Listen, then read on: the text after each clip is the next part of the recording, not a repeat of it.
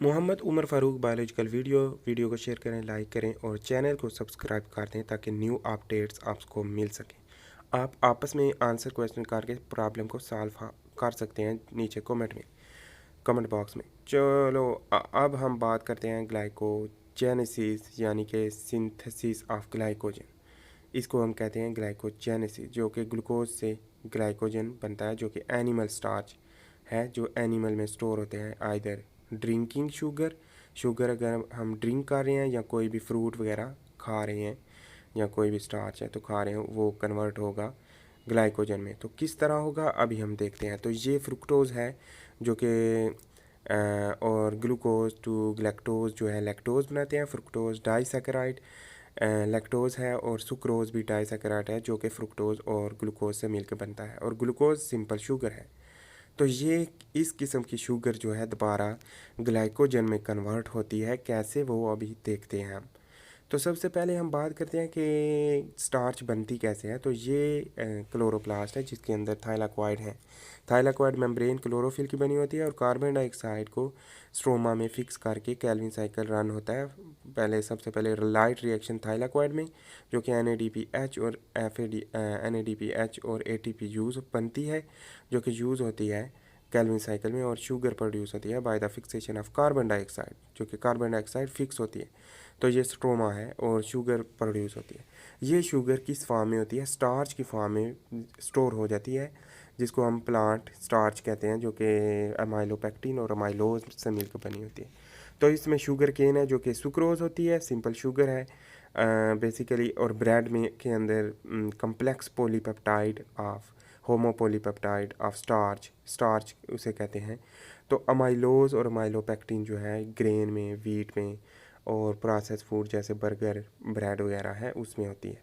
तो जैसे ही हमने शुगर खाई, जो जो भी है, अमाइलोज है, अमाइलोपेक्टिन है, स्टार्च जिस तरह का भी है, सुक्रोज है या ग्लूकोज है, सबसे पहले सलाइवरी ग्लैंड उसको डाइजेस्ट करेगा और डाइसैकेराइड में और उसके बाद ओलिगोसैकेराइड और सिंपल शुगर में कन्वर्ट करके एसोफेगस में रन कर देगा। आइदर या फिर वो हो सकता है ग्लूकोज लिक्विड फॉर्म में या फिर सॉलिड फॉर्म में, स्टार्च की फॉर्म में। तो जैसे ही एसोफेगस जो है वो पेरिस्टाल्टिक मूवमेंट से हाँ स्टमक के अंदर भेजता है ग्लूकोज को, तो ग्लूकोज स्टमक के अंदर डाइजेस्ट नहीं होती, फिर ड्यूडीनम में चली जाती है। और यहाँ पे पेंक्रियाज है जो कि पेंक्रियाटिक अमाइलेज एंजाइम प्रोड्यूस करता है। पेंक्रियाटिक अमाइलेज एंजाइम का काम ये है कि फर्दर डाइजेशन करता है ग्लूकोज की, जो कि डाइसैकेराइड है या ओलिगोसैकेराइड है, उसकी फर्दर डाइजेशन। तो pancreatic amylase into the duodenum में जब प्रोड्यूस होता है, तो ड्यूडीनम में ब्रश बॉर्डर सेल हैं जिसे हम एंटीरोसाइड्स भी कहते हैं। तो एंटीरोसाइड में क्या होता है कि बहुत सारे ब्रश बॉर्डर एंजाइम हैं जिसमें सुक्रेज, माल्टेज, लैक्टेज एटसेट्रा, जो कि क्या करते हैं, जिस तरह ये सुक्रोज है, सुक्रोज को सुक्रेज एंजाइम ब्रेक डाउन करके सिंपल शुगर में कन्वर्ट कर देगा, जो कि सिंपल शुगर फ्रुक्टोज और ग्लूकोज का कम्बिनेशन था, वो फ्रुक्टोज और ग्लूकोज में सिंपल मोनोसैकेराइड में कन्वर्ट हो जाएगी। लैक्टोज में क्या होता है कि लैक्टोज में लैक्टेज एंजाइम यूज़ होकर ग्लैक्टोज और ग्लूकोज बनाता है, जो कि सेपरेशन हो जाती है। ओके, अब हम बात करते हैं इसकी अब्जॉर्प्शन की। तो जो अब्जॉर्प्शन होती है, GLUT1 या GLUT5 चैनल है जो कि 2 सोडियम आयन मूव होते हैं इनसाइड, और एक ग्लूकोज का मॉलिक्यूल जो है वो एंटीरोसाइड में पास कर जाता है चैनल से, ग्लूकोज ट्रांसपोर्टर से। जैसे ये इनसाइड मूव करेगा तो एंटीरोसाइड जो है पोटासियम सोडियम ATPase पंप के ज़रिए से फ्रुक्टोज को एक्टिव ट्रांसपोर्ट से ब्लड में ले जाएगा। जब ब्लड में जाएगा तो ब्लड ग्लूकोज हाई हो जाएगी। जब ब्लड ग्लूकोज हाई होगी तो इंसुलिन भी हाई हो जाएगी। इंसुलिन जब हाई होगी, जो कि पैंक्रियाज से रिलीज़ होती है, तो सबसे पहले हम बात करते हैं ऑल डिटेल के बारे में, तो हमें समझ आएगी। जहाँ पे 2 सोडियम आयन जो है वो मूव की है इनसाइड फ्रुक्टोज से ग्लूकोज से। फ्रुक्टोज GLUT1 ट्रांसपोर्टर और GLUT5 जो है वो ग्लूकोज को ट्रांसपोर्ट करता है। ओके, अब ये क्या होगा, ये जाएगी ब्लड वेसल में। तो अभी मैं ब्लड वेसल ड्रा करता हूँ, जो कि ब्लड सर्कुलेटरी सिस्टम के अंदर जाएगी। तो जैसे ही इनसाइड जाएगी तो ब्लड ग्लूकोज हाई हो जाएगी, जो कि 100 से 200 मिलीग्राम पर डेसीलीटर की रेंज में रहेगी। नॉर्मल एक जो हेल्दी पर्सन है उसमें, अगर डायबिटिक है तो इंक्रीज़ हो जाएगी, यानी कि 300 से 400 मिलीग्राम पर डेसीलीटर हो जाएगी। तो अब यह ग्लूकोज की इंक्रीज़ होने की वजह से रिस्पांस मिलेगा, स्टिमुलस मिलेगा पेंक्रियाज के सेल को, बीटा सेल को, जो कि आइलैंड ऑफ लैंगरहैंस, जो कि acinus of group of tissue है, जिसे हम एसिनस कहते हैं और आइलैंड ऑफ लैंगरहैंस भी कहते हैं। तो उसमें से एंडोक्राइनोलॉजी के लिहाज से, एंडोक्राइन सिस्टम से एंडोक्राइन हार्मोन प्रोड्यूस होगा, जिसे हम इंसुलिन कहते हैं। तो ये आइलैंड्स ऑफ लैंगरहैंस हैं, beta cell, alpha cell and delta cell. Alpha cell produce करते हैं ग्लूकागोन, बट इधर ग्लूकागोन डिक्रीज हो जाएगा, और बीटा सेल प्रोड्यूस करते हैं इंसुलिन, तो insulin will be high, and delta cell somatostatin produce करते हैं। तो इंसुलिन बाइंड होगी मसल सेल के साथ और इन्वेजिनेट कर जाएगी glucose inside to the muscle. इसके अलावा डिफरेंट टिश्यू में यूज़ होगी इंसुलिन। तो इंसुलिन जब इंसुलिन बाइंड करके ग्लूकोज इनसाइड मूव करेगी तो ग्लाइकोजन बनेगा, यहाँ पे यूज़ होगी एज आ एटीपी। तो यहाँ पे क्या होता है कि insulin like growth factor 1 growth hormone के साथ अटैच होकर एक्टिवेट करता है किसको, ग्लूकोज ग्लूट4 ट्रांसपोर्टर को, तो और ग्लूकोज इनसाइड मूव कर जाती है, या फिर इंसुलिन यूज़ होती है। तो यहाँ पे क्या होगा, sodium potassium ATPase pump use होके ग्लूकोज इनसाइड मूव करेगी, और इनसाइड मूव करने की वजह से या तो ग्लाइकोलाइसिस होगा, ग्लाइकोलाइसिस का मतलब है लाइसिस ऑफ ग्लूकोज, जिसमें पायरुवेट बनेगा, या फिर ग्लाइकोजेनेसिस होगा, जिसमें ग्लाइकोजन बनेगा। Glycogen is a higher molecule of polysaccharide like a starch, but ये मच ब्रांचेस है। तो ग्लाइकोलाइसिस में पायरुवेट बनेगा, पायरुवेट से क्रैब साइकिल में, जब क्रैब साइकिल रन होगा तो क्रैब साइकिल में एटीपी प्रोड्यूस होगी और एसिटिल को या फिर रिलीज़ होके फैट बना देगा, जिसे हम लिपोलाइसिस कहते हैं। तो ये बात तो हमने पढ़नी नहीं है, तो हमने तो पढ़ना है ग्लाइकोजेनेसिस या केमिकल रिएक्शन ग्लाइकोजेनेसिस। तो ग्लाइकोजेनेसिस का केमिकल रिएक्शन जो है बायोकेमिस्ट्री में है, जो है जिस तरह उसके बारे में हम पढ़ेंगे तो हमें समझ आ जाएगी। तो यहाँ पे क्या होता है कि पायरुवेट ग्लाइकोलाइसिस से बना और माइटोकॉन्ड्रिया में चला गया, तो यहाँ फिर ग्लाइकोजेनेसिस हुई, तो ग्लाइकोजन बना। On the absence of food intaking, जब हमने फूड नहीं खाया तो break down of glycogen, glycogen टूटेगा और दोबारा ग्लूकोज में कन्वर्ट हो जाएगा, जिसे हम ग्लाइकोजिनोलाइसिस कहते हैं, याद रखें। तो ये हम बात करते हैं कि इंसुलिन जब बाइंड होगी रिसेप्टर के साथ तो ग्लूकोज इनसाइड मूव करेगा आल्सो, या फिर IGF-1 insulin like growth factor जो है वो ग्रोथ हार्मोन से बाइंड करके ग्लूकोज को आने देगा अंदर चैनल से। तो ये हेपेटोसाइट है, याद रखें। ये लीवर सेल जो मैंने ड्रा किया है, लीवर जो ड्रा किया है, ये हेपेटोसाइट की को ज़ाहिर कर रहा है कि ये हेपेटोसाइट में सारा कुछ हो रहा है। लेकिन ये मसल सेल में मायोसाइट में भी इसी तरह वर्क करता है, लेकिन इस मायोसाइट में फैट नहीं बनती, सिर्फ पायरुवेट बनता है और ग्लाइकोजन। अब हम बात करते हैं ग्लाइकोजेनेसिस की केमिकल रिएक्शन की। तो ये ग्लूकोज है जब सेल के अंदर आया, मसल सेल या लीवर सेल के अंदर, तो इसमें क्या होता है कि हेक्सोकाइनेज एंजाइम यूज़ होकर एटीपी यूज़ होती है साथ।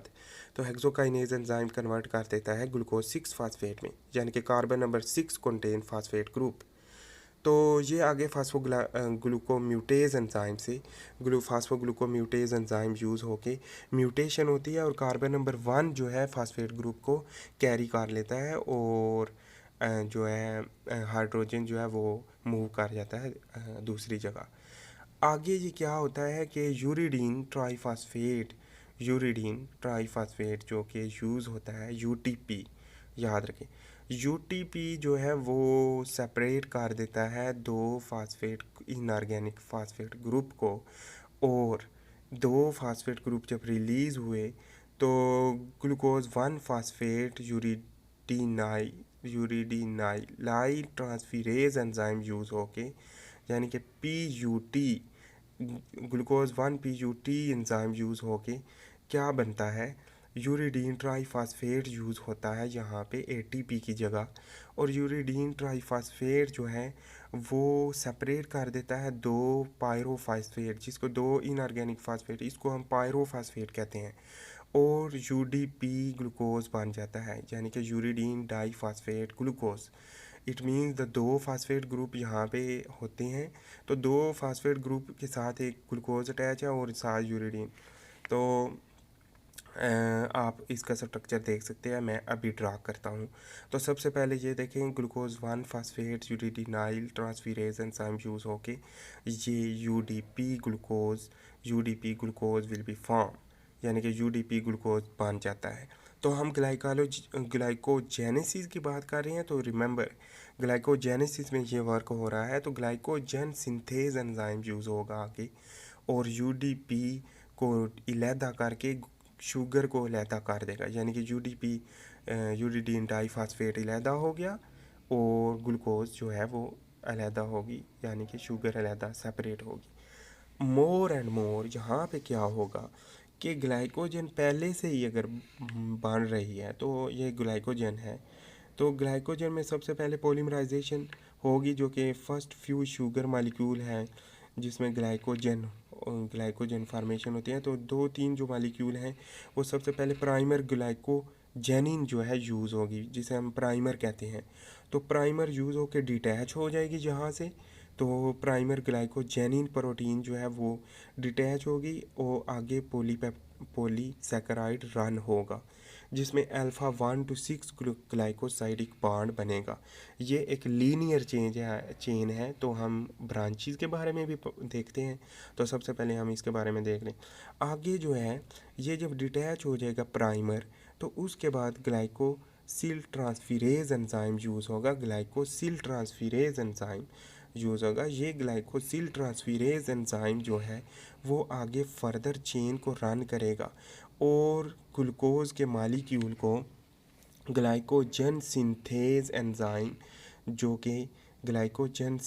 एंजाइम डिटैच करेगा UDP को, और साथ में ग्लूकोज की फार्मेशन हो जाएगी ग्लाइकोसाइल ट्रांसफेरेज एंजाइम से, जिसमें वाटर की रिलीज़ होने की वजह से ये देखें ग्लाइकोसाइल ट्रांसफेरेज एंजाइम यूज़ होके आगे जो है ग्लूकोज को बनाता जाता है, जोड़ता जाता है।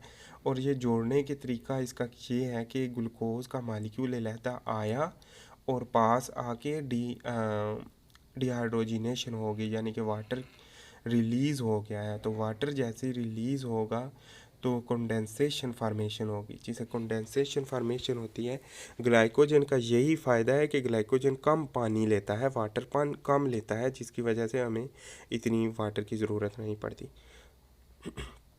तो यहाँ पे क्या होगा, अब ब्रांचिंग एंजाइम यूज़ होगा। तो ब्रांचिंग एंजाइम में अल्फ़ा 4 to 1 ग्लाइकोसाइडिक बॉन्ड बनेगा, जिसमें ब्रांचिंग बाइंडिंग साइड होगी, जिसमें ब्रांचिंग बाइंडिंग साइड जो ब्रांचिंग एंजाइम अटैच होगा और एक चेन को दूसरी चेन के साथ अटैच करके 4 to 1 glycosidic bond, alpha 4 to 1 glycosidic bond से वाटर रिलीज़ होगा और जो है अपनी वहाँ से रिलीज़ होके किसी और चेन को जोड़ने के लिए चला जाएगा एंजाइम।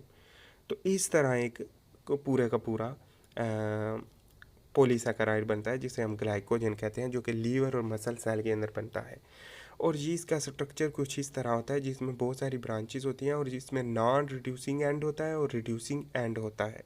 जो कि नॉन रिड्यूसिंग एंड होता है उसमें क्या होता है कि ब्रांचिंग पॉइंट जो होते हैं, यानी कि ब्रांचिंग और हो सकती है, लेकिन रिड्यूसिंग एंड में और ब्रांचिंग नहीं हो सकती और ग्लूकोज अटैच नहीं हो सकते।